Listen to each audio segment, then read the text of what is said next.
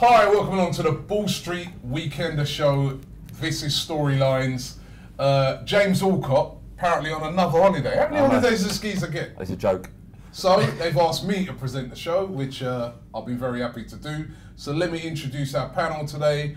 We've got, making a guest appearance, first appearance here, Elliot from the Bear Pit TV Stoke City channel. How you doing, mate? I'm good, thanks, you.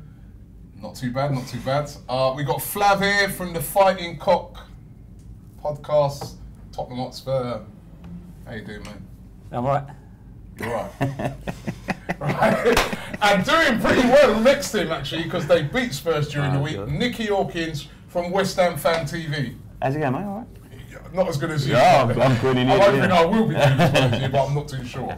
But anyway, let's kick it off talking about this European Super League that's been discussed again this week. I'm sure everybody's heard about this. This American billionaire met with representatives of Arsenal, of Chelsea, Manchester United, Manchester City at the Dorchester Hotel, once again discussing this Super League. Even the other day, there was a representative from Barcelona over here talking about he'd like to see a system where teams like Barcelona would go automatically into the Champions League, wouldn't have to qualify now, especially with this season with like Leicester up there, Spurs up there with a possibility of winning a title. What do you guys make of all this? I mean, let me go to you first, Flav.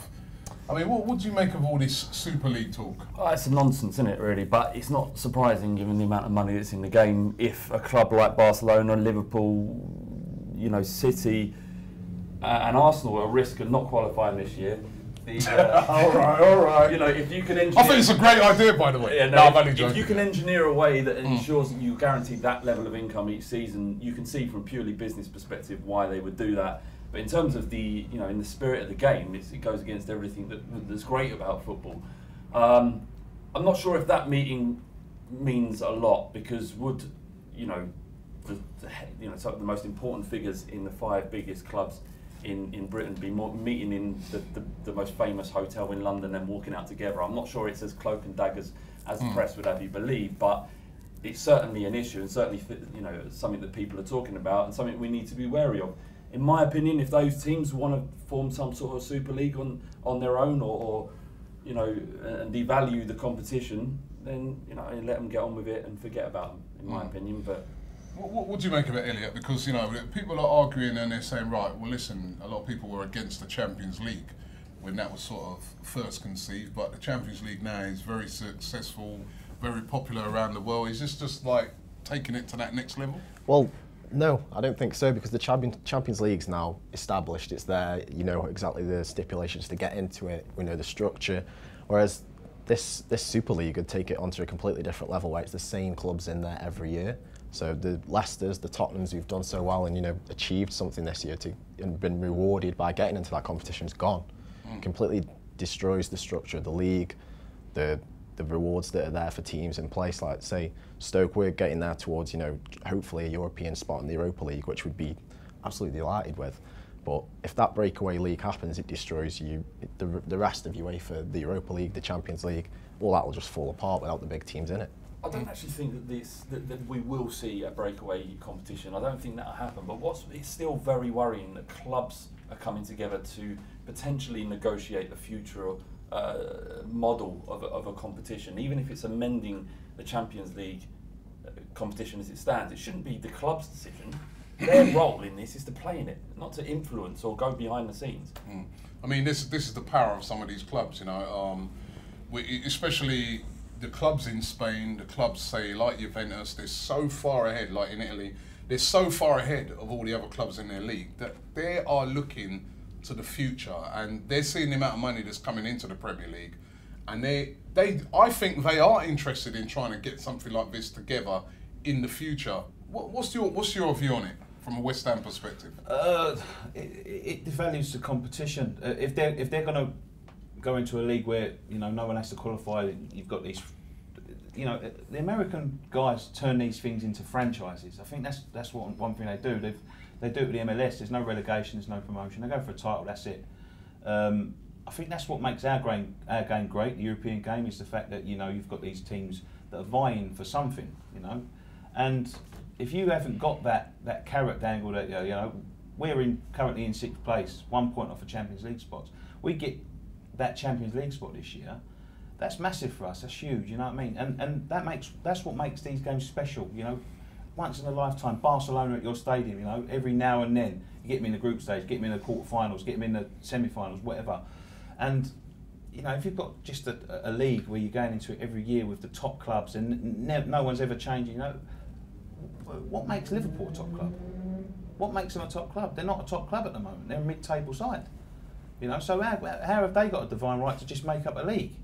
It's astounding. It's all about money. It's very worrying from our point of view because it doesn't give anyone a chance to grow and anything to play for, really. And you know, on that subject of finances, I mean, an amazing thing's happened this week where with the North London derby coming up, the Black Scarf movement, I'm very familiar with the Arsenal supporters group, and also your guys, Fighting Cock from Tottenham, have come together, which is a very hard thing to bring Arsenal and Tottenham fans together, but have come together to fight a cause which is all about ticket prices. Now, tell us about this. Okay, look, the Black Scarf movement and the Fighting Cock haven't come together. It's a Spurs and Arsenal thing, but it's been led by both the Arsenal Supporters Trust and the Tottenham Hotspur Supporters Trust. We've lent our name to the statement by the Spurs Supporters Trust, and BSM have lent theirs to the Arsenal fans, the Arsenal Supporters Trust, and that joint statement was released. It was featured in the Standard. And it basically said it was a call on the clubs to use this opportunity with the amount of money coming into the game through TV revenue to make the logical, sensible and ethical decision to freeze ticket prices at Arsenal until 2019. And I think to do a similar thing at Tottenham. This comes on the back of the rejection of a proposal for a £30 cap for away fans and ticket prices. Which Arsenal were one of the few clubs that turned around and said that they're against this cap. You know, Spurs. All of the big ones. Yeah, there were a couple of small, not smaller clubs, but you know, different clubs who said, Stoke said that they would allow this proposal, or at least discuss this proposal. Yeah, like we've frozen our season ticket for the 9th year in a row this season. Yeah, well, I mean that's. I think London, apart from like the super clubs of Man City and Man United, there's a different attitude up north, and the way they treat their fans, and they treat them better. We've got a raw deal, Spurs and Arsenal, and while I agree on next to nothing with Arsenal fans, the very thought of uniting on anything makes me sick. But except this issue, there's things that are greater than the hatred between our two clubs, and there's issues in football that we need to resolve, and we need to stop looking sideways and start looking up. Here. On that one, I say here. However, there is the matter of the North London derby, something that we definitely disagree on, and we're going to be discussing that next on the Weekender show. So keep it locked here, right here on Ball Street. Don't forget to subscribe to the channel. Next, something we definitely disagree about, the North London derby. I am nervous, without a doubt. That said, I've never been more confident going into a game because